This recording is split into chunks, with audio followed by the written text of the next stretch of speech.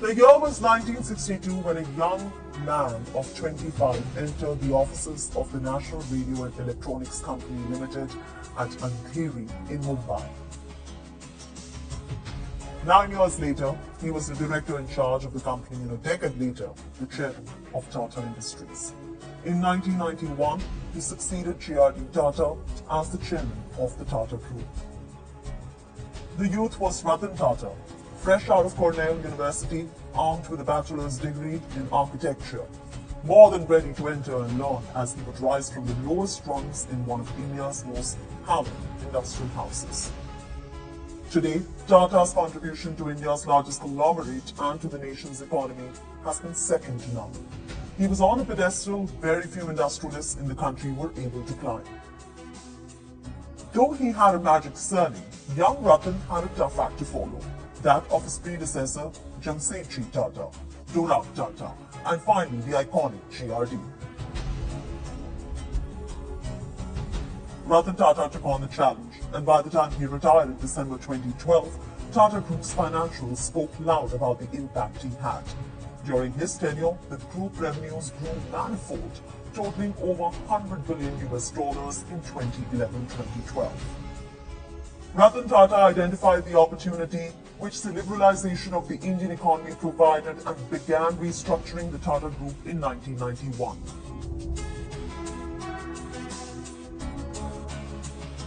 Under his leadership, the group acquired high-profile international brands like Tetley Tea, Daewoo, Soros Steel, Jaguar Land Rover.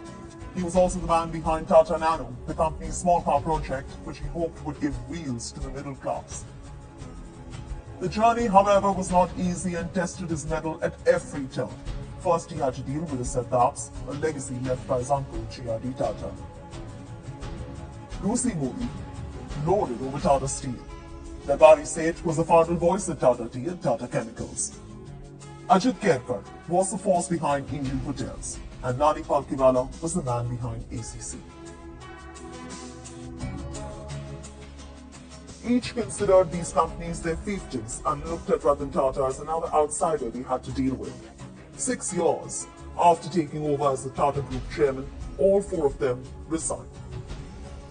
Tata also wielded the broom on several companies. He exited cement, textiles, cosmetics, and focused his energy on software, telecom, finance, and retail. Finally, after serving as the group chairman for 21 years, Tata retired in December 2012. He had spent 50 illustrious years with the Tata Group. An avid aviator, Tata was awarded the Padma Vibhushan, the country's highest civilian honor, by the Government of India in 2008. The humble industrialist was also known for his philanthropic work. Till his death, he served as the chairman of the Tata Trust, which is amongst India's oldest non-sectarian philanthropic organizations that work in several areas of community development.